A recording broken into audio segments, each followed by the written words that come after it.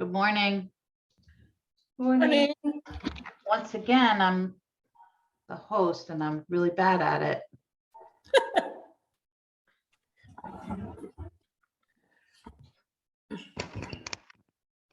Well, you got the recording going. That's good.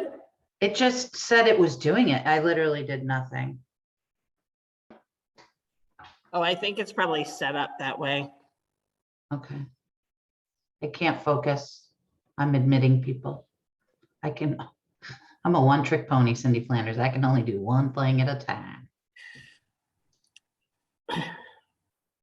If you want to make me the co-host, I can watch the. I'm gonna try and conquer my fear of losing. Okay, good. I'm proud of you for that. Thank you. Thank you. Technology's hard. You know what? Life is hard. I'm so happy it's Friday.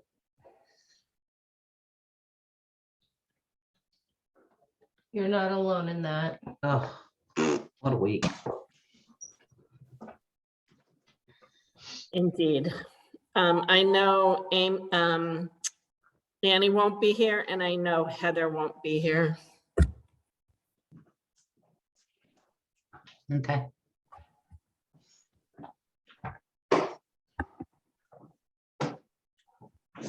Hey, are we good to get going? Sure. Yay. Jennifer, you want to introduce?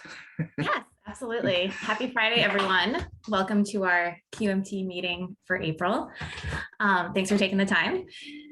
So today we have a lot of updates and I think some discussion as well. To get us started, Scott's going to talk about the incidents and corrective actions. Absolutely, but I think even before that, Susan, would you like to introduce the new QMT member? Oh, sure. So we're thrilled to welcome Allison Sislo from Disability Services to Quality Management. Thank you so much. It's awesome. Hi, Welcome. guys. And you are, what is your title? Because it's changed recently, correct? So now I'm program coordinator for Island Employment Services.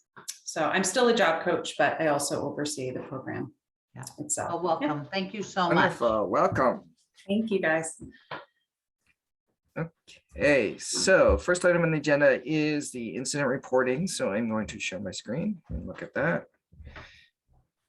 Okay, where are we? Right here.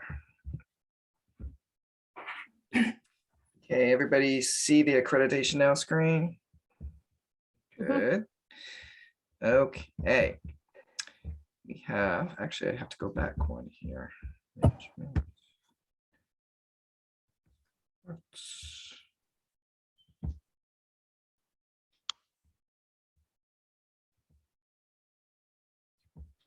Cindy, I made you the host because I can't with the screen. Okay, got it. Oh, loser. Okay, everybody see the graphic there? Good. Okay.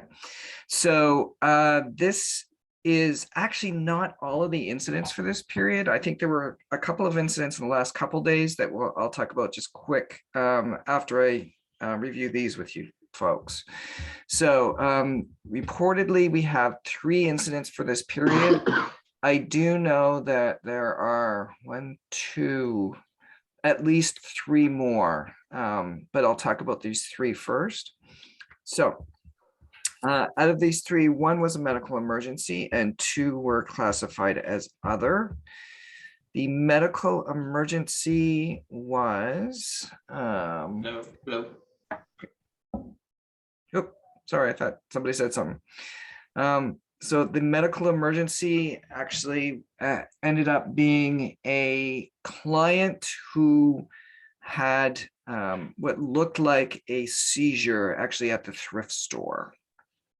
Actually a volunteer, sorry, had a seizure at the thrift store. So in looking over the incident, everything was recorded really quite nicely with all the details, and the follow-up being that medical services were called to transport the person to the hospital, and then there was a follow-up after that, checking in on the person, and a call, informing the person's contacts as well, at the request of the person who was having the medical emergency. So all of that was recorded really nicely in the incident.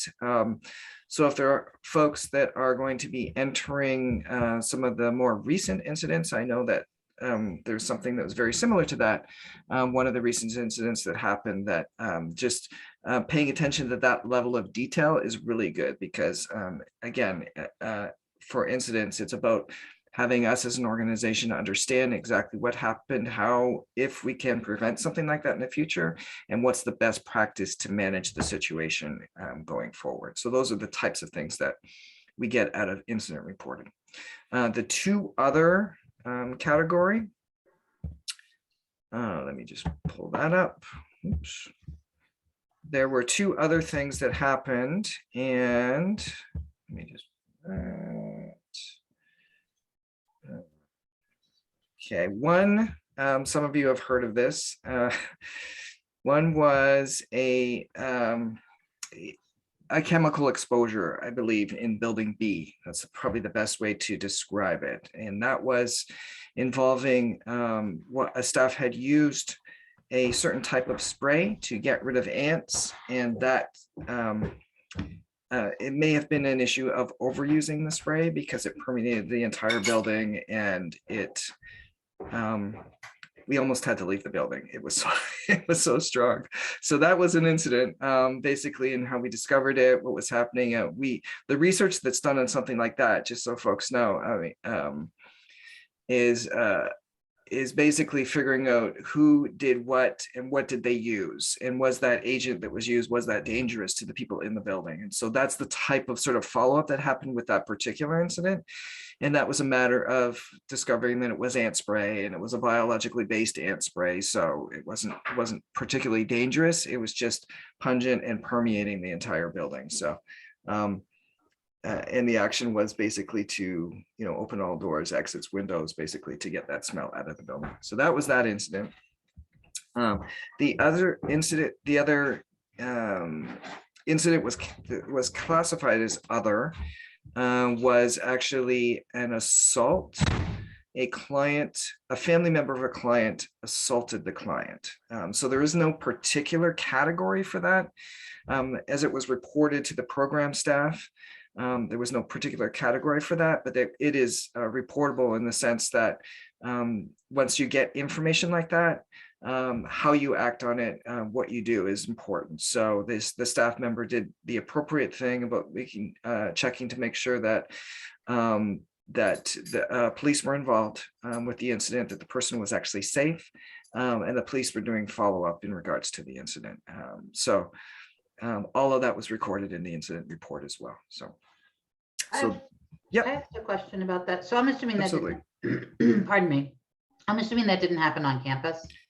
Did not happen on campus, but once one of our staff members gets the information that and I'll tell you the way this information came through, it was an after hours message directly to the staff.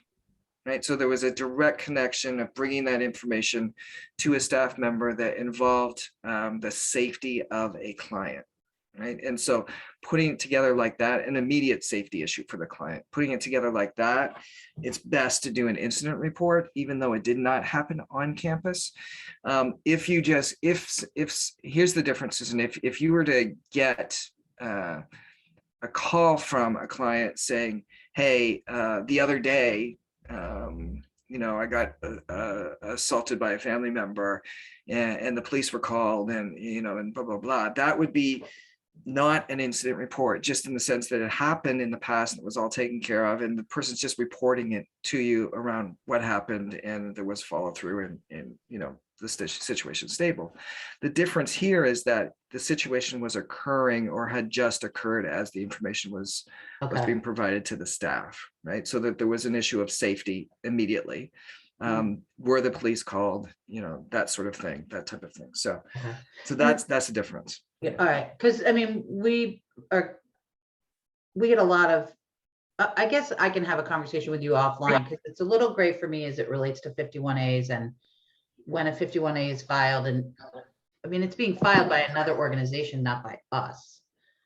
And so then that would mean that the appropriate measures are being taken, right? That there was an incident, another, a school or whatever are responding to that. So then, Yes. but, and I mean, I understand if we file a 51A, obviously, okay. Yeah. All right, Yep. I'm clear. Yep. Got it. Thank you. Yeah. In the last couple of days, there have been a few reported to me. There was one fall over at the ECE program. A staff member fell on premises. That's an incident report. It hasn't been filed yet, but that's an incident report. We had a staff medical emergency in one of the programs. Again, that's an incident report that needs to be filed. And I think, Susan, you just gave me some information too that should be an incident report for one of your staff. Yeah.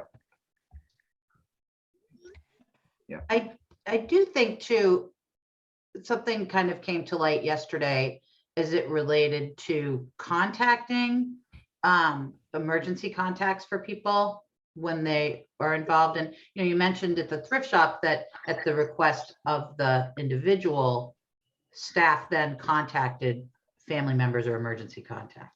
So I'm curious, and maybe we could talk about this more around safety and the safety policy, but best practice, I would assume, would be to ask the person that's going through the medical emergency, do you want us to contact anybody? Rather than us making the assumption that we're going to contact their family members or whomever their emergency contact is. Do you know what I'm saying? Like, it was, again, it was a little bit gray. And we talked it through, the other person and I involved. And I think we handled it appropriately, but that was one of the things that arose out of that. Yep. Does any of that make sense? Because I feel like I'm babbling a little bit. No, it makes perfect sense to me. And I actually agree with your approach with that. The best practice is to have that conversation with the person If possible. in regard, yeah, if possible, to see how best to support that person, right? Because I mean, truthfully, I mean, if you think about it, there may be situations where an emergency contact has not been updated, but we have an old one on file, Mhm. and it may be someone that person has desires no connection with, right, for whatever reason, right? So it is absolutely best practice to if you can have that discussion with the person and say, this is the person, these are the emergency contacts, do you want us to contact them, basically. Okay, thanks. Any other thoughts around any of those incidents or what we just talked about?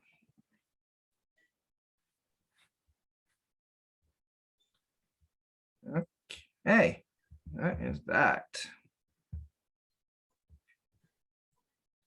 I feel like every once in a while I should blow a party horn or something just to make sure everybody's awake on a Friday morning. I won't do that. Just promise you, I will not do that. But my crazy little head every once in a while envisions me doing that. So, okay. So the next item on our agenda, let me just look at the agenda here real quick. Our facility checklist. Facility checklist, yes. So we have completed inspections of pretty much every location at our organization over the course of late February and all of March.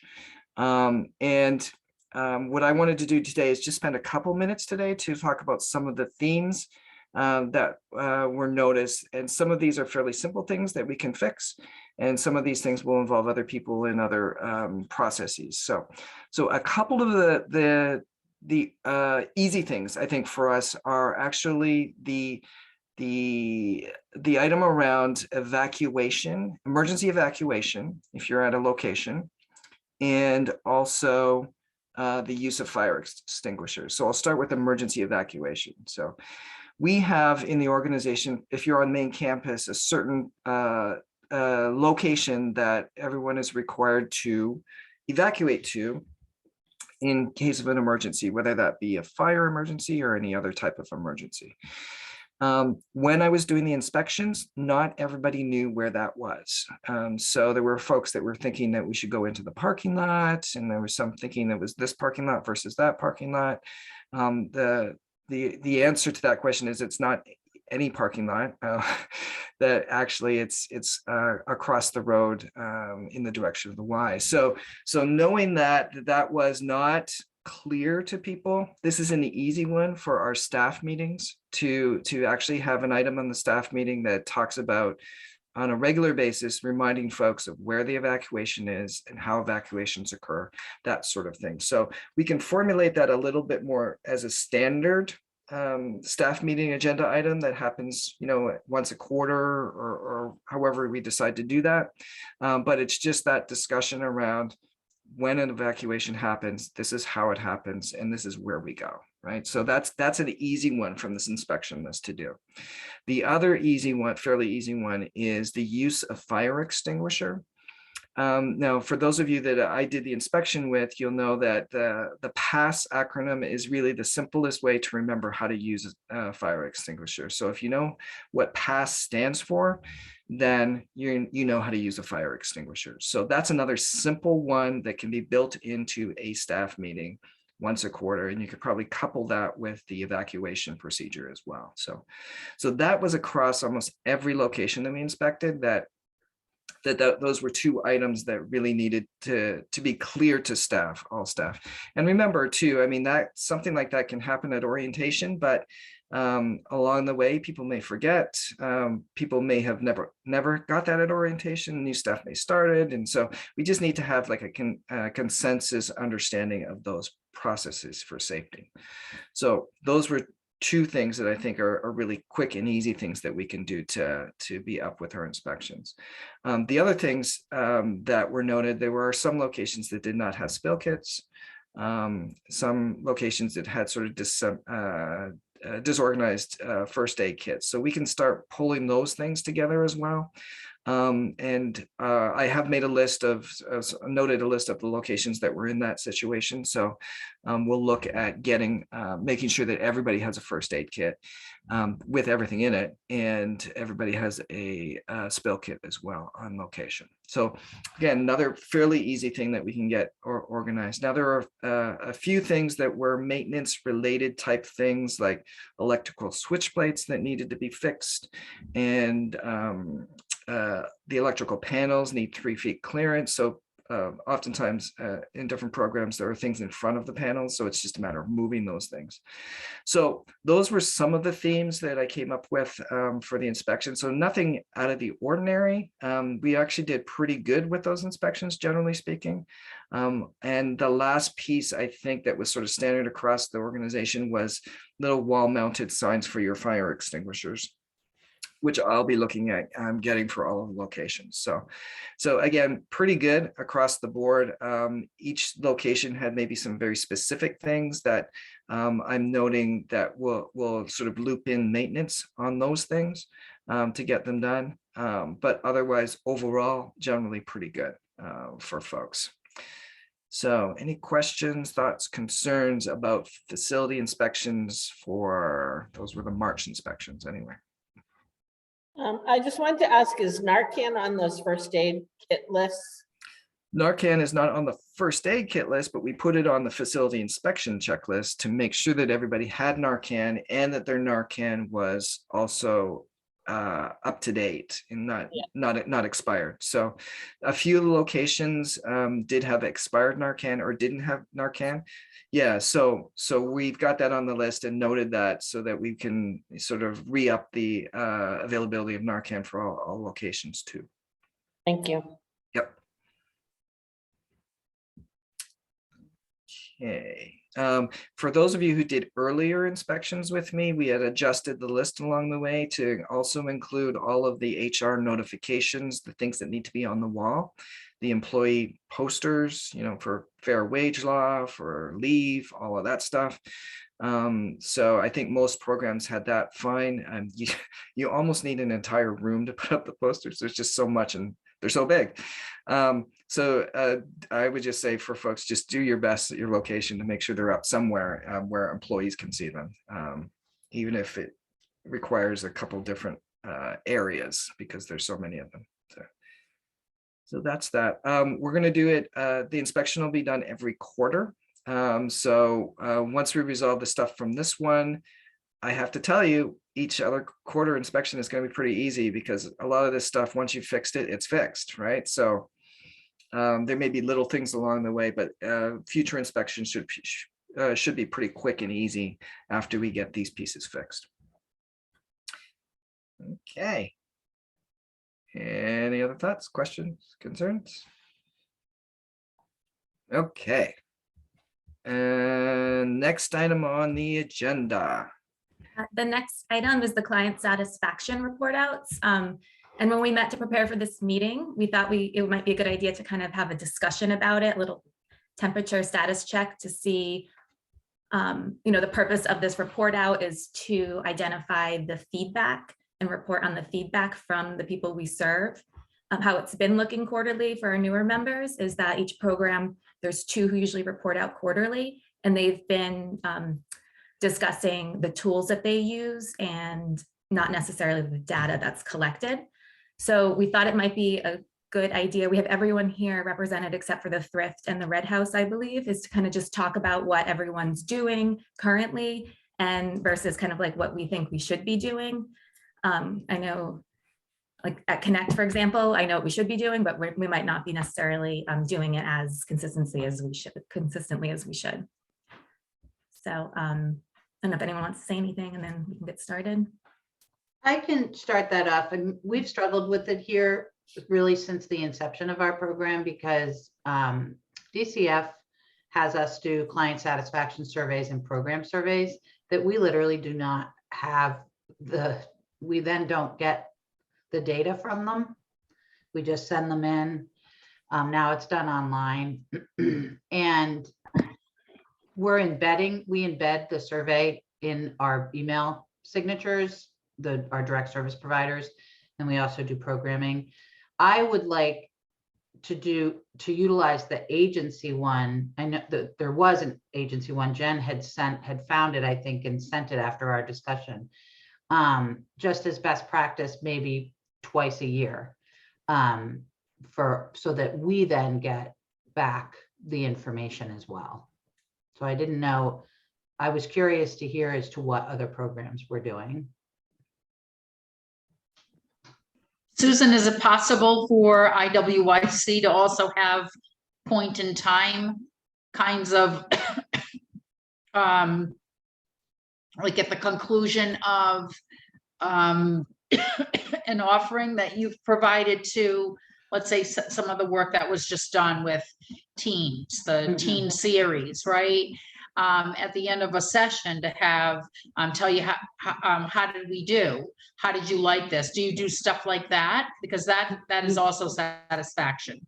Yeah, we do, but we do it it's automatically sent to DCF and UMass Medical, and so I never get back the results, and it's all done online. So we can't. It's not like we can copy them or read them. I see. So what are the points in time that those satisfaction questions, by the way, we should, what you are doing should be in the QM quality management plan, the grids we did on the information we collect and the frequency, we should be following what's in that. So what you say is in there, which I believe this is in there for what you're mentioning now, Susan. But I'm just curious, what sort of what data points are captured by DCF? Is it after each session? Is it after a series? It's after a series.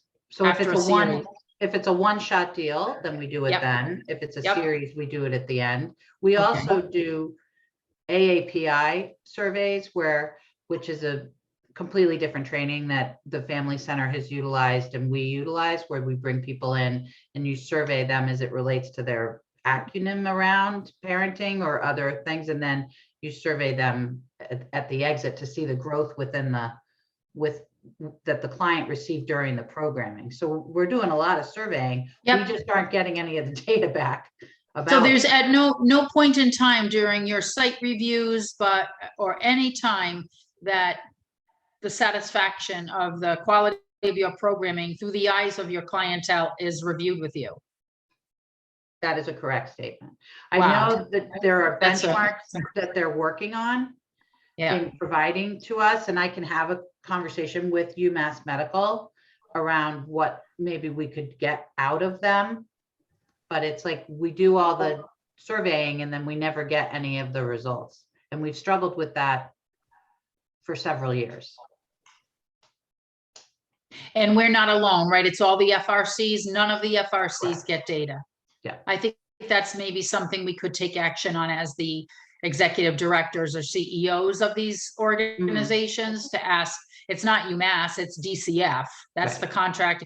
DCF subcontracts the Right. measurement to UMass. And so DCF really should be able to give us information on how we're doing. So that's They really only give me interesting. information on how we're doing filling out the surveys, Okay, yeah, okay, which is very helpful. yeah, yeah, Yeah.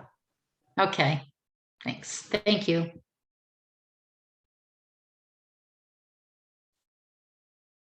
Does anyone else want to share what's going on their program next? I can share just quickly.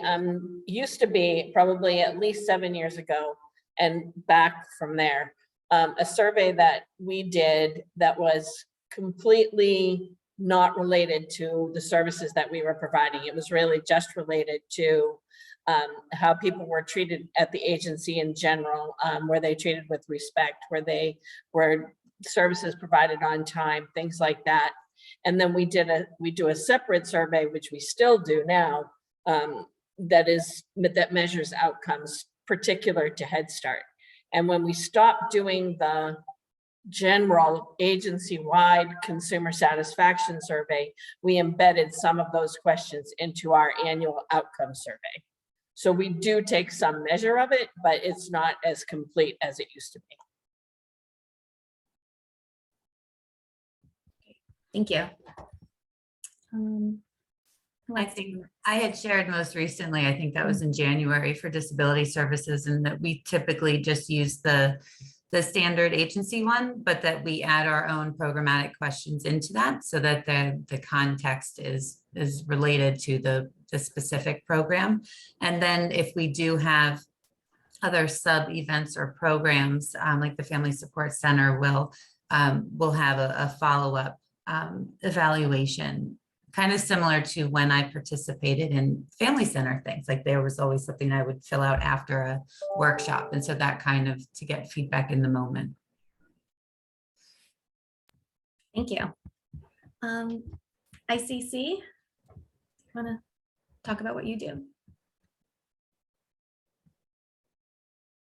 I'm not really aware of what we do, honestly. Right, it Me? is part of the front office function, and I've been removed from that for so long now that I really am not clear on what the procedure is or who does it or how frequently or anything, especially since our services have been telehealth. We used to have the survey box and the hard copies and hand them to clients as they checked in. But I don't know how that was adapted for since March of 2020. Great, thank you. And then at Connect, we have not done the agency survey in a couple of years. I think when we reported for our client satisfaction results, we talked about our QI measurements and some of the feedback there, but not necessarily that input from the clients. So we do have a couple of tools that we've made for clients, providers in the community. But I would say the only real hard data that we currently collect is following a series, whether it's a group or workshop, providing the participants with a voluntary survey, as well as for our visitation services. When we terminate with the family, we get feedback from them during like formal feedback, in addition to the ongoing from them. So I think when we were talking about this discussion, July is the next report out. It would be April now, and then July would be the next report out from 2 programs to talk about the results of their surveys from the consumers. So kind of like as a group so that we can start hearing that data. And we didn't talk about this in our prep meeting, but I don't know if we want to take a deeper look at the agency survey to see if we want to do a push for that over the next 3 months, or if the next programs who report out can really focus on that client input piece versus what we just all talked about of what we are doing and how we're collecting it. Yeah, it feels like there are two elements to this, right? What consistently can we have happening across the organization? Because so that's one element. What consistently? I think the second element is how do you incorporate the nuances of each program? If we do something consistently, each program requires something a little bit different as well. So those are the two pieces to me that I think we need as a group have to come to some sort of consensus on to say, okay, this is the structure, this is how we're doing it, whether that's everybody's using the agency one, and then we have a sub tool in each program that captures everything else that you do, right? And those are all done either at the end, like at a point in time, as Beth mentioned, or a couple times annually that everybody that's actively in those services at that point gets surveyed. So those would be the decisions I think we'd have to make with all of this, unless anybody else has any other thoughts or options on it. I have a thought. Because both things are so important. It seems like a good proportion of the work, the measuring we do is point in time. It's after an event, it's after a series, it's at the conclusion of a service, whether it's visitation or another type of service. The only real scheduled approach used to be in island counseling, and that was at 2 times a year. There was a survey process. So my thought is, if we're going to, it's really nice to do both. So if we're doing the point in time at the report out, a way of structuring it is this: at the report out, you would report out for the prior. This would be the first report out. So you'd probably go back 6 months of your point in time data, all the things that you have collected, and you would aggregate that. You'd take a look at that and thematically look at what point in time input has been provided and share that. And then there forward, so let's say Connect reports out in July, then in December, when Connect reports out again, Connect would be reporting out point in time data from July forward through November, and would share that. And that would be the methodology for reporting out point in time. And then for survey, just general surveying about the organization, a way of doing that that I've seen done is do that once a year and ask clients when they come in that we have a process of an annual or twice a year of surveying our clients twice a year. Would they like to be on the survey list? And then they give an email, and then they get dumped into the email list for the agency survey. And that's done in an automated fashion, where they are able to select all the services that they've received, because many of our clients we know receive our ICC and Connect involved and IWIC. So they might select several services that they've used in the past year or since the last survey. They complete a very brief survey about their general treatment and thoughts about the agency. And so that is a more centralized function, and done automatically. It's an automated function. So that's just one way of being able to blend the best of both worlds and not feeling like you have to tie the agency piece into your program piece, but really keeping them kind of separate and designing your program piece the way that is meaningful for your program. That's going to give you that point in time information that you seek to make changes or improvements to the services as you move forward. So those are just some thoughts I have on methodology and the ways I've seen it approached elsewhere. Great. Thank you. Any thoughts? Any other thoughts?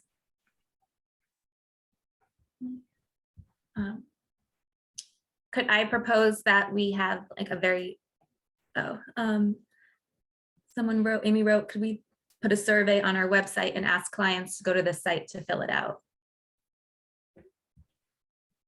Yeah. That's another option. That's a great approach too. Yeah. Increase the accessibility for it, or however. Mhm. Yeah. Mhm.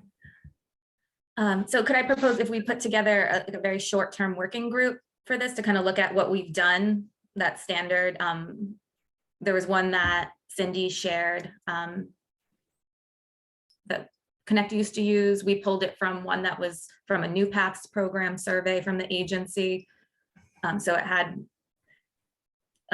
agency specific questions, and then at the bottom more Connect focus. So I'm thinking what we're talking about is the agency would just strictly be the experience with the agency, not so much any reference to the, or I guess there would be some reference to which services you're involved in. So do we want to do a working group to look at that? I think that's a good idea. I agree. I think it would be helpful. It just doesn't seem cohesive. Mhm. I could be wrong. But I think to all be on the same page is obviously needed, but it's also a good look, right? If we can all be doing the same thing. I'm I happy think to- all the pieces seem to be there.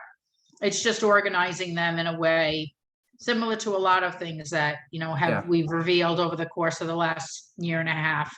Like a lot of the stuff is there, but it's just not really been organized or executed on a routine basis. So it's really just about bringing all that together. So I think a working group is a great idea.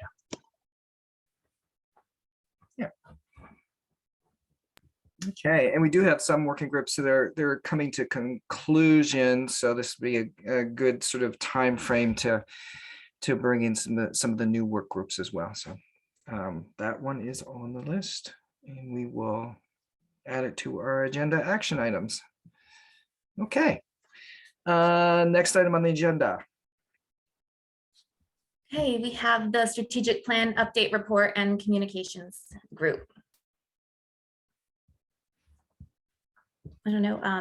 I think we were gonna ask Beth White just to briefly talk about that, because I know you and Heather, I know I'm probably putting you on the spot a little bit, but you and Heather.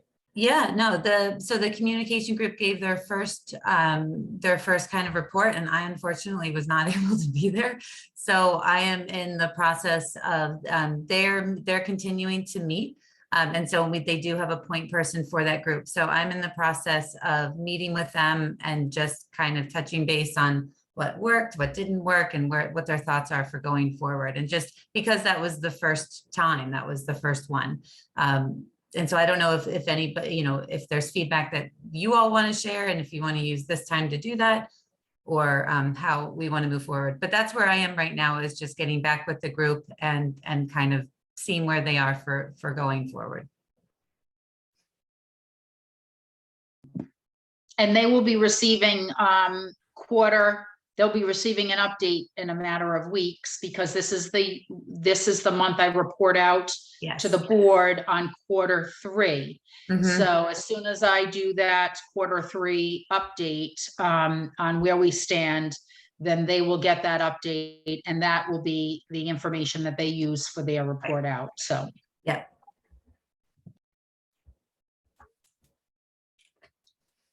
Okay, yeah, and some of the feedback from the actual presentation, I thought it was a very good presentation for them. I think that, and particularly as the first time, I think that was kind of a really good, jumping into the foray type thing. I would say the challenge in these initial times of groups like this is to really sort of keep them focused, right, on sort of this is the mission of this group sort of thing, and this is the things that we would bring to the larger group when it comes to communicating strategic plan updates, right? So that's the challenge, I think, from our perspective. But I think they did a good job in that first meeting. I think we'll just have to work out, even Heather and myself, and our role and availability, and then the things that kind of pop up, and like just trying to, so we'll get it together a bit more. And I know that they want to go in a more creative direction with how they report out. But I understand. I think the feedback that I've gotten so far is I think for my role or Heather's role is to really make sure that they're focused, like what the content that they're focused on is the most accurate and where it is, because there's a lot of room to go off the rails. And so I know that Heather and I will work on being that support and resource for them going forward. Right. I think yeah, the challenge with a diverse group like that is they may get excited about something, and then that's where they want to put all of their attention, right? So. And there Yeah. was some redirecting, but so it's just learning. It's another group, and it's another set of group dynamics, and figuring out what kind of communication is going to be the most effective, even from where Heather and I are in terms of feedback providing. So yeah, we'll work it out. It's good. I want to pipe in just briefly. I thought they were fantastic. I did, of course, do the, whittled it to help them whittle it down at the end, keep it on course and stuff. But and I shared this with Jennifer privately, what astounded me and what I was not expecting is that how much that this group is really going to learn about all aspects of our organization.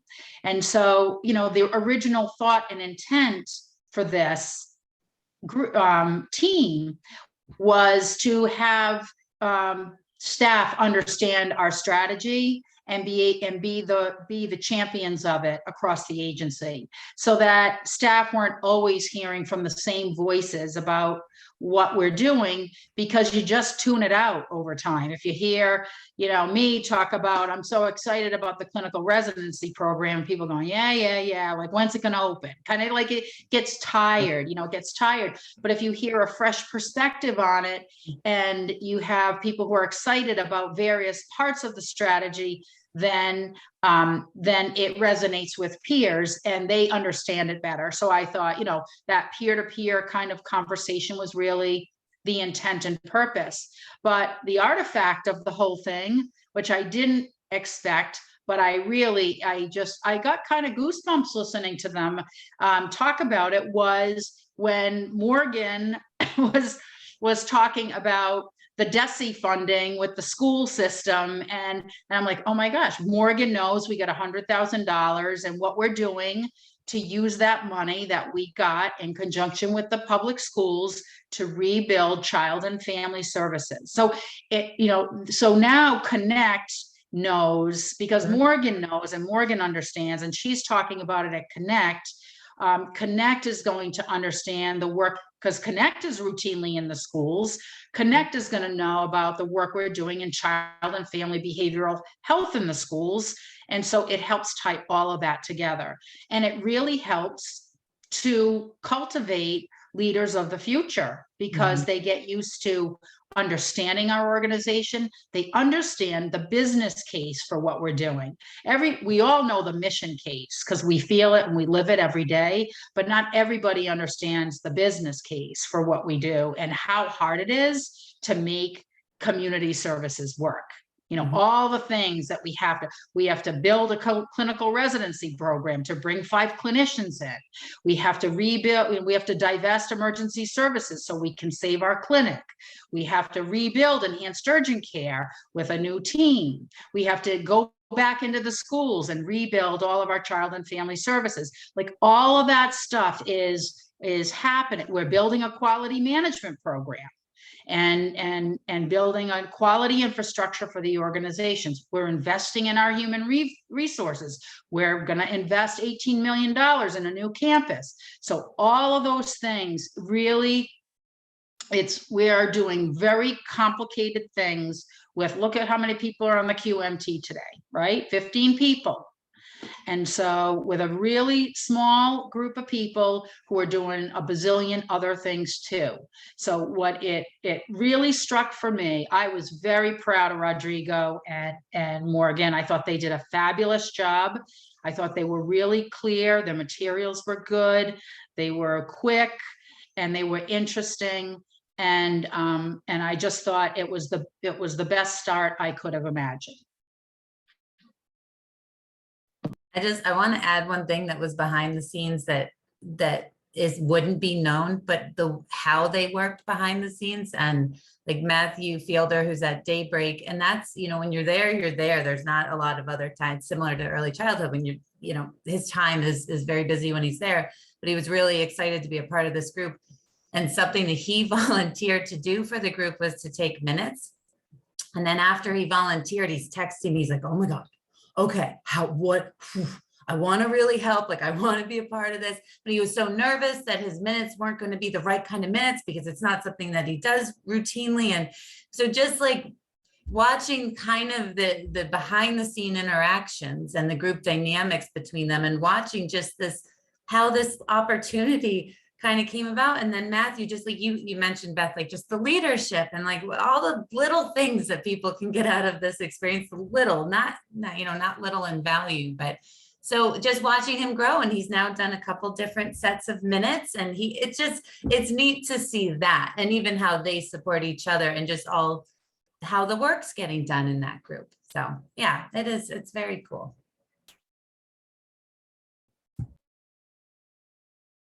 Beth, you just gave me goosebumps. I know, that was just like the sweetest. It was lovely.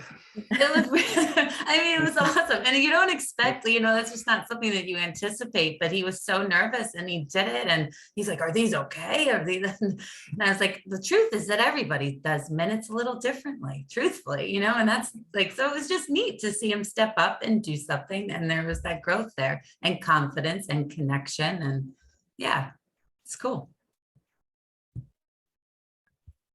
Awesome. Thank you for sharing. Nice. Yeah. Okay. Next, we have a little update on the CCAT that has been merrily on its way.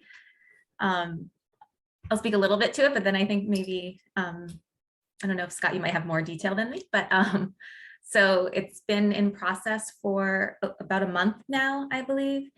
And throughout the past couple of weeks, it's been a really great learning opportunity for both, I think, the behind the scenes CCAP team, as well as just all staff at the agency at large. Like, we're identifying areas that we can improve or where we need more skills training or kind of reminders. So it's been a really, I think, smooth process in terms of, of a million things that could go wrong. A lot is going really right. So it's good.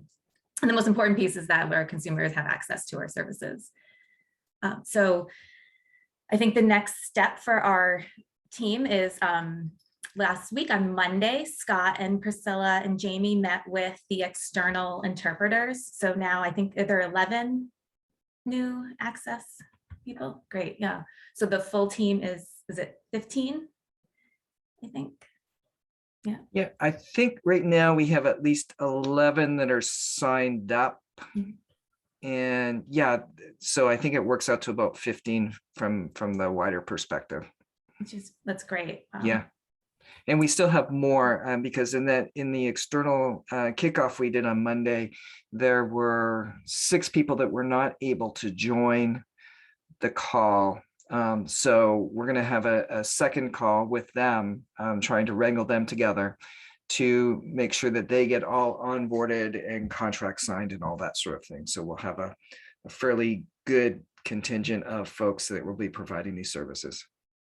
Great, awesome.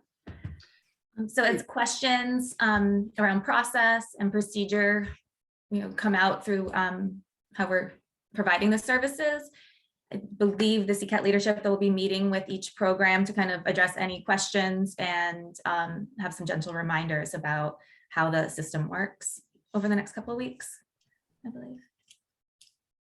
I will share that late yesterday, we received an email from the charter school, and they're actually doing a specific outreach evening and day to their Brazilian community at the charter school. And Chrissy and I talked about it, and it is really a perfect CCAT opportunity. Chrissy will be reaching out to you today, Scott, and to Priscilla, to talk about, they reached out to us just saying, can you come and talk about your services? But when I emailed them back and I said, we would love to be involved, but we would like to talk about all of our services, right? Not just RFRC. So I think as the word starts spreading and the outreach it's going to be phenomenal. So I'm super excited to help CCAT plan that, and our ambassador, to go out into the community. I think it's a really exciting time for us in that regard. I'll second that. It's a real game changer for us right now. And we have CCAP helping us provide services to 2 families and doing recruitment with me. So it's a game changer, 100%. And I'll also just quickly share that 2 of the participants obviously are housed within our program, and from a growth perspective with them and just their confidence and also their feeling of just being so respected, I think, and so valued within the agency has been really life-changing for them. And I think for us as a team and for us as an agency, I can't say more positive things about the experience. We will, just to add to that too, we are actually going to sort of slot ourselves into various programmatic staff meetings as well, just to get an update from the front lines, basically, around how things are going and to answer any questions that folks have around process. And, each program may use CCAT either more intensely or less intensely, and that may bring up some issues in regards to how do we do it with regards to our service and how our service runs. So I think the first one, just for the 2 Amy's on the call today, that we'll probably be visiting the staff meeting on the 12th with you guys, just to be present, Priscilla and I, to answer any questions that folks have, and just to get help with clarification if people sort of need to, to get a little more details around how it best fits with their program. So, okay. Okay, next item. We are going to talk about training. And we have 5 items under here. So the first thing is an update on the CPR and mandated reporter training. Okay, CPR. So folks are aware we've had now 2 sessions of CPR at a total of 16 people have been trained across at least 2 of the programs, and I think representation of thrift store, PRSC, recovery coaching, and ECE. There have been members that have completed the CPR from those programs. We have in April 3 more sessions coming up that are scheduled. I do know there's been a little shifting and changing with folks not being able to go to one, wondering about another. There is a possibility that I can actually schedule another one of these for folks that weren't able to fit into the other one. So if anybody on the call, either for yourself or any of your colleagues, know of people that did not make the first sort of roster for CPR training but want to do that, let me know, and we'll look at scheduling another training session as well for that. It's been going really well. Feedback so far has been amazing in regards to the instructor, particularly Alan, with Be Prepared group is probably one of the most thorough CPR instructors you will ever experience. If for folks that have done CPR in the past in other organizations, sometimes it's a very quick experience. You're kind of you demonstrate you can do it, and then you're out, sort of thing, and you're signed up. Alan is not that way. You start, and then 3 hours later, you're done. with your training.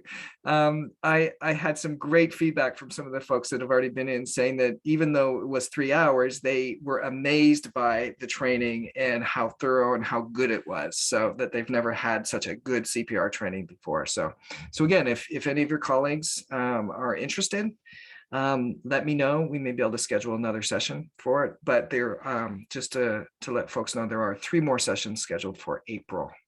that we Scott, will what be are doing. the dates for the April? April 13th, April 14th, and April 18th. And what, are they at the same time window? Yeah, it's all of them are 2 to 5. Okay, Yep. thank you. Hypothetically, Scott, if somebody couldn't remember when they were signed up, how would they find out? Just email you? Yeah, email me or Jamie Smith in HR. We both are holding the master list of folks that are already signed up. I also try to email out the group a week in advance saying that you are signed up for CPR on such and such a date, just as a reminder. And if you need to switch or reschedule, let us know. So again, you can email either of us, or a week in advance, you'll get a notice that your CPR is coming up. Awesome, thanks. Yeah. Now, just a quick update on the mandated reporter training that happened on Tuesday. I think Cindy, Alice, and Emily were all in attendance. And I don't know if you guys have any feedback from it. Oh, and Sierra, of course, sorry. Any feedback on how you thought it went, or if it found it valuable? I thought it was really great, like really informative, but also really good to see kind of where those reports go and the people that get those reports, so you get a better understanding of what happens after you make a mandated report. That was really helpful.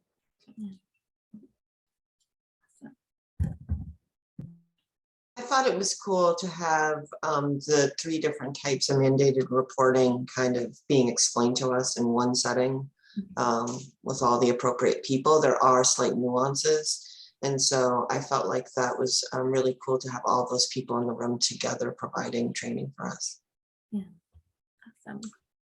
And it was nice just to be off campus with our community. It wasn't just community services. So that was really cool as well. Yeah. I feel like that was like the best feeling part of the whole thing, was to be multidisciplinary all together in one room. So yeah, I've received some positive feedback, and we had talked about 2 dates, them coming back in May. When speaking with them that day, they were actually thinking of broadening the reach and having a Cape and Islands mandated reporter training. So that would happen off island. So I'm speaking with them about if that could be accessible by Zoom as well, so that it might make it easier for people to attend, even if it was on island, if they could just Zoom in from their location. But the presenters, 2 supervisors, and the outreach trainer were all very like, if you have any questions, give us a call. So we'll share that contact information as well. But I think one of the overall themes that I walked away with was, this is part of your community. And yes, individually, not because you're employed at the agency, but as an individual, you're required by law to file these reports, within your process. But also, what are you doing to help these families? So I think there is this kind of this messaging about like, let's get, systems in place and supports available to individuals who need them as well, in addition to, our responsibility of filing. So I thought that was a kind of nice, very like community theme there too. Okay, so I'll follow up with Scott. We had talked about the next date, and then send out more details and information for folks. And just to add to that too, Jennifer and I were talking about, so we did have representation from Connect IWYC and ICC at that meeting. And so that was really good, amongst the other sort of EMT and ES and other providers that were there. So I would highly encourage, folks across the entire organization to attend a training like this, because it's an essential part of the work that we do. It's an important part of the work that we do, and we are mandated to do it, right? So to know all the details of it's really, really important and helpful, and it can only be helpful in your day-to-day work. So Was anybody, can I ask a question about schools, island healthcare or the hospital in attendance? I reached out to all of them. The only school representation was the charter school who was there. So I think that, it would be helpful to do another island-based one. I know that, I don't know if this group would be willing to come back out, but there's a large group of important stakeholders that I think could benefit from this, that are, still, didn't participate. So I think maybe it might be a more effective measure is to connect them also with the people who make decisions within each of those programs to kind of more strongly encourage their teams to attend. I would agree. We've worked really hard over several years to really bring this into the schools. And it's interesting. It's a longer conversation. There's been some resistance, which I always found kind of interesting. But and I'd be more than happy to help with this, Jen and Scott, the schools, you have opportunities during their professional development days. And I think if we start having those conversations now regarding the next academic year, that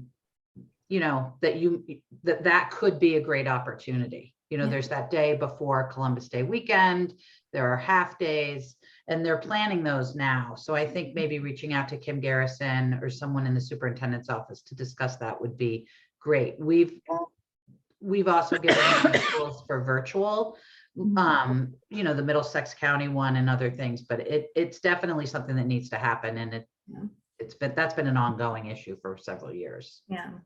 Yeah, there's also all the youth serving organizations too. Yeah. So I think that, another pass on the island I would love to do, I don't know how expensive they are or where the funding came for this. They're free. They're free. Yeah, and we did reach out to like Boys and Girls Club. We did do a far reach to share, but I think like to your point before, like getting the decision makers involved more.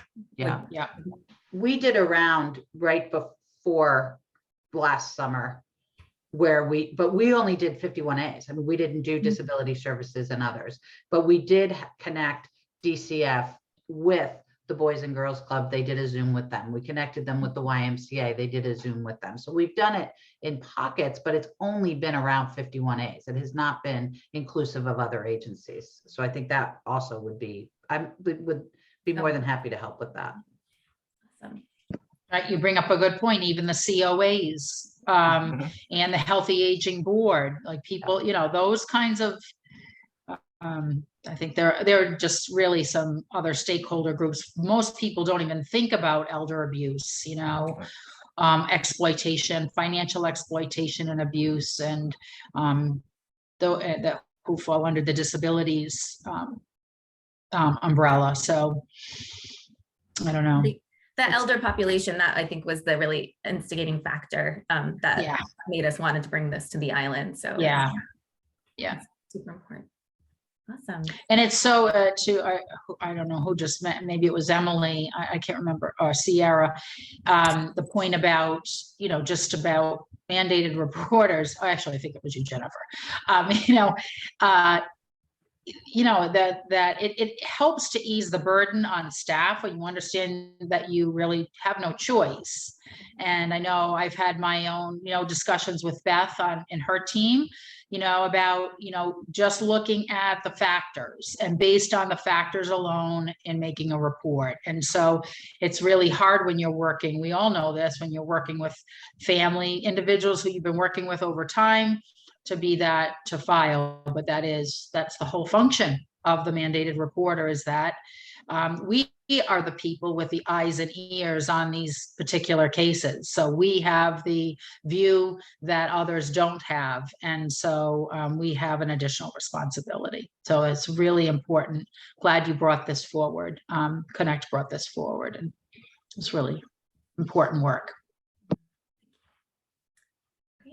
Okay, the next item is the Accreditation Now trainings. Yeah, so just a quick update. Surprise, surprise, I did put together the training, which has been sort of every month I say I'm going to put together a training. It is actually put together. So I will actually take that training to the directors meeting, because it is all about the supervisor follow-up to an incident report that is filed. How does that happen? What are the exact steps on the Accreditation Now website, and what should be in those follow-ups? So the training is put together. It will be delivered, depending on the agenda for the next directors meeting. We could possibly do it there. So I am happy to take that off as an action item. Next. Next, we have, awesome job, the staff training day prep group. Staff training day prep group met yesterday for the first time. We came up with the actual structure, the overall structure of the training day in essence of when it starts, when it finishes. The lunch break is also going to include the staff recognition event. The morning is going to have an interactive activity, a session with choices, and then the afternoon we'll have 2 sessions with choices for people to attend those things. So we came up with this structure. The next piece of our work is sending a survey monkey out to the staff with a whole bunch of choices and getting people just to sort of respond to, do you connect with these? If so, which ones would you connect with mostly? So that's what's gonna actually form the basis of those sessions in the morning and the afternoon around what people would attend. So, and in that survey, we're actually going to ask for also what people would want, and if they have some sort of ideas of something that they think could be really good to be included in that day. So look for the Survey Monkey. It will likely go out on Monday. It's being completed and reviewed by the prep group today. But it will likely go out on Monday to all staff to give their input into that. Well, that is the staff prep. Tongue twister. Next, we have supervisor training, which I think fell under the Accreditation Now, maybe. No, that's a different one. That's the update on that one is the Survey Monkey that went out recently for supervision skills training. That's what that one's about. So most of you on this call will have seen that or have suggested the supervisor that needs to be on that. So that Survey Monkey is out there right now. And if you or the designated supervisor that you wanted to be included in that has not yet filled out that Survey Monkey, please I encourage either you or your designated staff to do that. We're going to be pulling all of that data together this week, coming up, Raleigh, Greenberg, and I, and we're using that as the basis for structuring the components of the supervisor training that we're putting together. And the supervisor training, just to remind everyone on the call, is a training that is really focused on skills for supervision within the organization. So there may be people that are doing clinical supervision. There will be modules for that.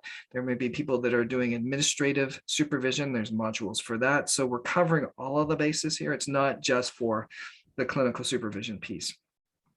And some of the structure of that, again, is going to come out of the Survey Monkey that was sent out. So, Thank you. And last on this item is the agency training work. Oh, the agency training work group, I think, right? Yeah. Yeah, so I think that's where we have that on as a placeholder right now, because as you see with all of these different efforts that we've just talked about, training efforts in the organization, whether it's coordinating training that we're bringing in other people or actually homegrown trainings that we're developing in the organization, or CPR stuff that's like regulatory type things that we want to have for our employees, we would love to have a work group that is just kind of constantly monitoring and devising and updating training within the organization. So that's a placeholder for that. I want folks on the call to consider participation in that, or consider somebody within your program that you think would be good to be participating in a work group like that. And that is an ongoing work group. That's not one that's time limited. That would be one that just continues to work on the training initiatives that are needed in the organization or that are wanted in the organization. I think that's the quick update there. Yeah, thank you for that clarity. Yep. Okay, the next item is the Performance Improvement Initiative report outs. The first item is the orientation group. And if Susan, you wanted to give an update? Sure. So I would say that we're starting, I think, to get to the end of the work. We continue to meet every other week, Wednesday mornings, every other Wednesday. I sent out an email last week to all program coordinators as well as program directors. And one thing that we would like to get to is a template and consistency within our programs for when we are orienting our staff. So pulling back from, you know, the agency orientation that is being held, but really, what does it look like in your programs when new staff are arriving into their positions? And so if you could, you know, respond and just if there's, I sent a template that Adam had created at the Peer Recovery Support Center that he had kind of taken from a template that was from ICC. But our hope is that there is consistency across the agency. This can be difficult when we're thinking about job roles. So if the expectation is that each staff coming on at some point, hopefully in the first day, 2-3 days of their employment here, are actually going and meeting with other programs, even if it's for 15 minutes, right? So they're kind of making the rounds throughout the agency, both offsite and on-site. Now that could pose some issues for, let's say, ECP, where a teacher is starting and she's going straight into the classroom. So we just want to have conversations around how can we make it work for specific programs. As an example, could a teacher come the day before she's expected to start in the classroom and kind of make the rounds? And you know, the feedback that we're getting from current staff is that they do feel disconnected from other departments. And could that be because they're just walking in the door and putting their heads down and being trained on the job that they've been hired to do? So I'd love to have conversations with each program around, you know, what could it look like for your program and how we can kind of talk through.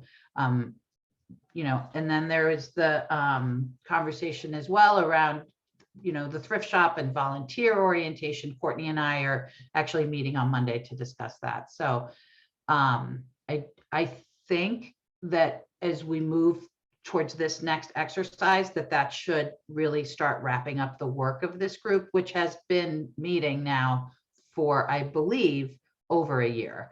And it's been phenomenal. So I'm excited about the product that we're going to be kind of presenting. I think, Scott, that our plan is to present by June. Yes. Correct. Yeah. And then the last piece I think we need to have a discussion around is offboarding. Is, you know, what does that process look like? So I don't know if anybody has any questions or. I do. Yes, I have ma'am. a comment. I would love that last. So I think the most important part of orientation is the program specific.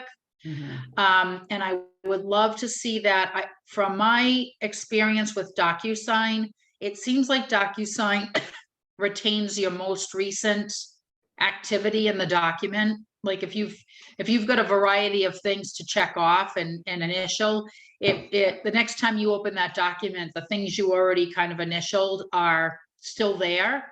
Mhm. And so I would like that group to consider using that technology, that the program specific checklist would come from HR. So each program would have their own program specific checklist. It would also come from HR, but when the final item is checked off, then it would go to the program supervisor to sign off.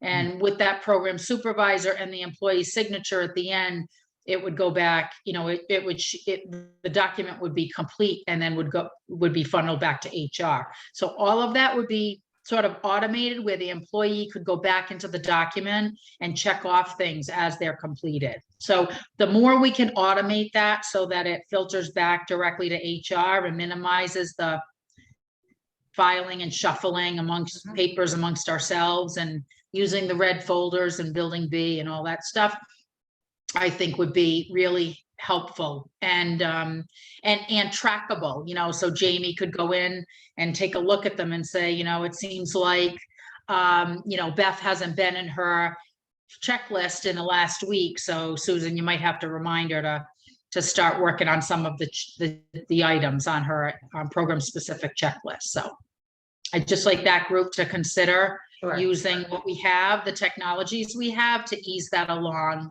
and to centralize the process as much as we can. Yeah. I'm a big DocuSign fan.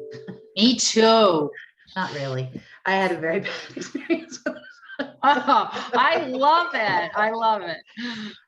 I'm still traumatized by the HRSA DocuSign debacle. But I think that's a very good Get it.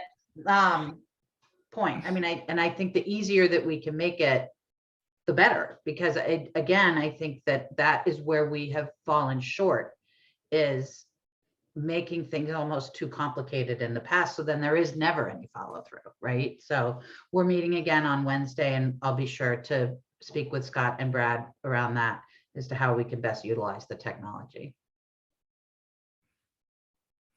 I think that's it. I don't know. Did I miss anything, Amy? Just to add one thing to that, which is a little bit, it's connected, but we haven't really talked about in the meetings at all. Excuse me, the video for the onboarding video that's being developed as well is well on its way. The script for the video has been written and the video segments are being developed as we speak. Rowan Vogel, Jen's daughter, is actually helping us put that together. So we should have that product that will also complement the entire work group process that we've put together. So Great. Thank you. Thanks. Scott, can I mention something? No, Mhm. I haven't been approached by Rowan, but I do think that I should be a part of that. If that's a welcome video about the agency and it's not a welcome video. It's just the instruction video. We're doing two videos. Okay. First is the instruction, the onboarding instruction video, which is Yeah. would be like a typical HR video, which is welcome to the instruction video for Martha's Vineyard Community Service. That's the one we're working on right now. Okay. The other one, which to your point, which would be in the larger agency orientation, is the one that we're going to start working on, which you're going to be involved in, Okay. which is more of this is our mission. Welcome to Martha's Vineyard Community Services. Okay. History of the organization, that type of thing. But that's Yeah. coming. That's next video down the line. So. Oh, that'd be nice. Yeah. Yeah. Then we can use snippets of that as we sort of promote the agency. The great part of that is slicing and dicing it for other purposes. So. Absolutely. Yeah. Okay. Awesome. Thank you, Scott. Yeah. I hated to say like, be sure to video me, but that's what I was basically saying. Don't worry, Beth. You will get your moment in the spotlight. Okay. Okay, well, thank you. Just to be mindful of the time, I can give a brief update on the centralized registration. We have a project timeline in place that everyone will become aware of because everyone will be involved in some way or another.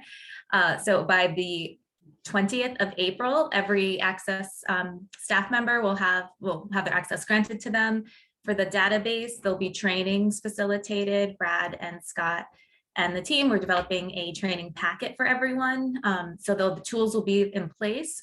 So as each program continues to roll out the database and data collection and inputting it, you'll have what you need for it. And so it's nice to see that we have, I guess, a light at the end of not a light at the end of the tunnel, but we have our goal date and things are moving along nicely. So more to come on that. Definitely before our next QMT meeting, there'll be some really good updates, major updates. And the next item is the workplace safety, the workplace safety policy. No update to have on that. Our meeting is actually next week. So we'll have an update after that, but basically we're working on that workplace safety plan, editing and updating and such. Okay, thank you. The next item is policy development, the time study policy. Okay, let me share my screen real quick. Where are we? Time study, go. Okay, this is a draft of our agency time study policy. This will actually complete the circle around that action item that we've had in QMT for probably about a year. The time study will happen in the organization every 2 years per this policy. It's a pretty basic policy, so let me just run through some of the basics here. So our intent is to really review the agency job roles, monitor changes and shifts that may occur in the job roles. And then by doing that, by gathering that data, we're able to make decisions around both allocation and the actual job role itself to say, okay, this job role needs to be devised, it needs to be updated. We might need to make programmatic decisions around breaking something up or adding something in, that type of thing. So the policy itself, MVCS will complete a time study across all programs in the organization to capture data related to job function and time spent in performance-specific tasks within the scope of that position. Every 2 years at a minimum, or at the request of a program manager, director, or VP for a specific job role. So that's the policy. That's as simple as it is, and why we're doing it. So the procedures associated with that are fairly basic as well. VP of Quality and Clinical Operations will coordinate the study. Time study electronic collection data sheets shall be reviewed prior to the time study by both somebody in my position and somebody in Catherine's position to make sure that the data sheets are capturing everything we need to capture. Those are then distributed to program managers. The program managers introduce in their staff meeting the time study time period is opening up, and instruct the staff around how to do that. And then there will be a designated time for completion of that document. And then program managers will collect the time study forms from their employees, funnel them back to VP contracts and VP quality. The results will be reported on an individual basis, and by staff category. Individual results may indicate a change in salary allocations and/or indicate a change in job descriptions. And then it just points out if a change in allocation is indicated, program manager will complete a status change form and get that to payroll, VP contracts. If the time study indicates a need to change an individual job description, the program manager will also submit a revised job description to HR. So that's the quick summary of the time study policy. Any folks have questions, thoughts? Anything in there? This will be going to ALT next week. Yes. Okay. Yep. So would the assumption be that the clock started ticking when we completed the last time study, which was like a year ago? So then it would be 2 years, it would be next year? I believe that'd be the assumption. Okay. Yes. The only clarification for this group is that it really, it's not necessarily for all programs. The time study is really as indicated by contract, other regulatory entity, or by organizational need. So not everybody need might, you may be asked to do the time study, but it's not required.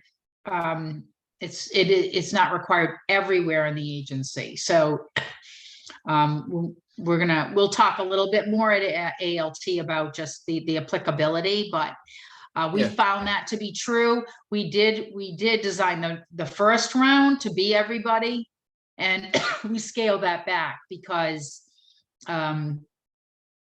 it really wasn't feasible. And then when it became not feasible, then we looked at, okay, where is it absolutely required by contractual requirement? And we focused on those areas to start. So IWIC is one of those. So it is required. So if you're under a contract, it's required. And most of our agency is under contract. So it is most of the agency. So, so Sorry. folks are aware, that's all right. So folks are aware in this meeting that this language is going to be adjusted then right here in the policy section, just to reflect what Beth just said. So. Okay, any other thoughts, questions about this one? Okay. Okay, that is that one then. And the next one is the central registration. I believe. So the next policy that was shared with the agenda was, as Scott just said, the CR policy. Okay. Where am I here? Okay, so central registration. This really builds upon that work group as well.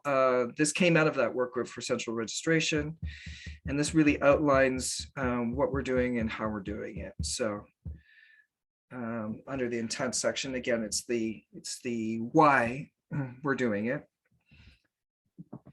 Particularly on 1.2, establish the system, official means for collecting, identifying, and recording basic client demographic and service need information. Excuse me. To note the scope, it's applicable to all programs in the organization. And the policy and procedure, oops, sorry. Each program shall designate a minimum of 2 staff. We've had discussions with every program in regards to this already, and I know some of that's involved in change. So with our most recent project plan for CR registration, we're going to be circling back to programs to confirm the designated individuals. Designated staff shall receive training. That's part of our project plan too, to put all of that in place. Central registration form shall be entered into the system upon receipt and no later than 5 business days of form completion. So just to clarify that, if you're getting the information that is supposed to be part of the central registration system, we're not wanting you to hold on to that information and at the end of the month put it all in. We're looking at the policy indicating that it has to be put in within 5 business days. Updates to the information shall be completed at least quarterly. So that would be a designated person in each program that is that reviews the data in the system for quality and validity to make sure it's accurate and up to date. And access shall be available only on designated agency equipment as authorized by the IT manager. So that's the procedure. Accountability, program directors responsible for supervision of staff that are using the system. Users are bound by agency's confidentiality policies. The agency DB administrators are responsible for safekeeping of the encryption key. The encryption key, just so folks know, is an added key that gives the administrators access to make changes in the, not in the data, but in the structure of permissions and who can access and all that sort of thing. CRS administrators are responsible for registering staff for using the system. IT manager and development team are responsible for updating the central registration form on the agency website. All CRS paper forms used by the central registration are approved for use by CRS administrators and shall be available in English and Brazilian Portuguese. Any questions about responsibility and accountability? I have a question about how are they going to identify the validity of the paper of the demographic information on a yearly basis? Is that going to be? Yeah, that's something that's still a process for us to actually get the exact process of doing that, because I think it's going to be different per program, actually. There's some nuance to each program and the data in each program that allows for information to be updated and verified as accurate and all that sort of thing. So the answer to your question, Amy, which is really not an answer, is we're working on trying to figure out how exactly that's going to happen. Okay. Compliance. Scott, Yep. Scott, can I ask a quick question? I don't want to get into the granularity of the system. I just have a question as to, does every question require an answer so that every field needs to be populated in order to submit No, a profile? So we then therefore have, will we be able to pull reports on empty fields? The options are there for you don't want to answer or you prefer not to answer. Or there's like 2 options, I think, that people can click, and But can they skip that altogether and it will still accept the file? I don't believe, think so, but I might be. I thought yes, as you get down into kind of the second piece of it, but I could be wrong. I'll let you know about that, Beth, and we're meeting every Thursday morning too, and we can Okay. certainly discuss that next Thursday. But I'll test that out today. It just goes to Amy's question of validity of the data. Is the first is, are the fields completed? And that will be the first step that we need to aim for, is to have everything that is someone is willing to answer is answered, and everything that somebody is unwilling to answer is answered. Those are 2 important things that have to be reflected in the data set. And to have those, those, so I don't know what what protects that, the thing that protects that is that you've got to have something selected in all areas for it to actually accept the file. That's the only really foolproof way of ensuring that it won't accept it if there are blanks. Just like, when you fill in a credit card and you forget your code or something and it doesn't take it because you're missing a piece. Yeah. So really, it's really about how much of the form has required fields, basically.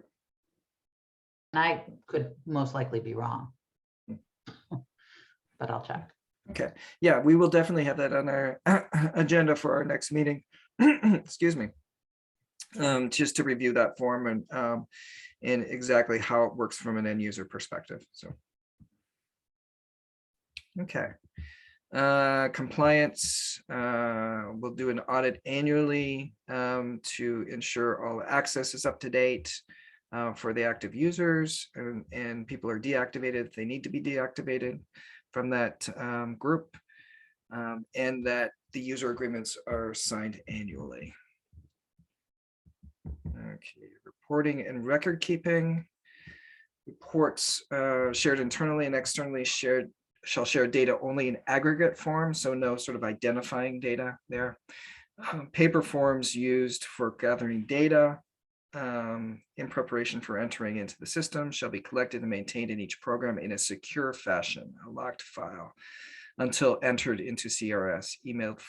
Email forms used for gathering data shall be printed and collected that should say each program, that will be fixed, in secure fashion until entered into the CRS database. Forms will not be saved on desktops or laptops, and all paper forms collected shall be destroyed once data from the form is entered into the system. So there's reporting, record keeping, and sort of security of our information really there. Okay, so that's a quick rundown on CRS. We've got a couple of action items just from the questions you guys have presented for our meeting. Go ahead. A question, will the programmatic policies around how it's implemented within each program, that will also be attached to this document as well? We can, yes. Yeah. Yeah, as attachments. Yeah. I have a question, Scott. Quickly, is there going to be a way for somebody to directly enter it into the CRS system as opposed to filling out a paper form? while they're on the phone with somebody? Is that, I believe we do have that option. Can you guys sort of verify Yeah, with me? I can tell you, Amy, we're utilizing it now. And yes, there is a way to do that. There's a link. It wouldn't go directly. I mean, you could pull it up with somebody on the phone, right? And ask them the questions and fill it in yourself, which we've been doing. And then there's a mechanism where you can send a link, an embedded link to somebody either via text or through email, that they can go on and fill out all the information. And then that kicks it as it almost comes through like a referral. I'm sure the way that you guys get referrals at ICC, and then you can just plug that data in. It's I can tell you, I mean, Hillary is doing it here for us. It's very quick. It's like 2 minutes for each consumer. It's not time consuming in the least. Does that answer your Yeah. question? yes, and I think it makes, just for our purposes here at ICC, I feel like it would be quicker for us to just enter it directly into the system rather than, you might end up with a stack of these papers at the end of the week that you've got to get in within 5 days. And yeah. Why not just enter it directly into the system? Yeah. And we have talked about the nuances of that as it goes across each program and how we can support that initiative specifically at ICC where the volume is clearly a lot higher.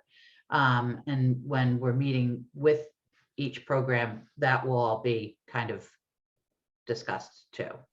Also, a staff member could fill out the web form while talking with a client, and that would then put that into a digital format, which then would go directly to the data entry person. So that's another way I think is going to work well. Yeah. Thank you.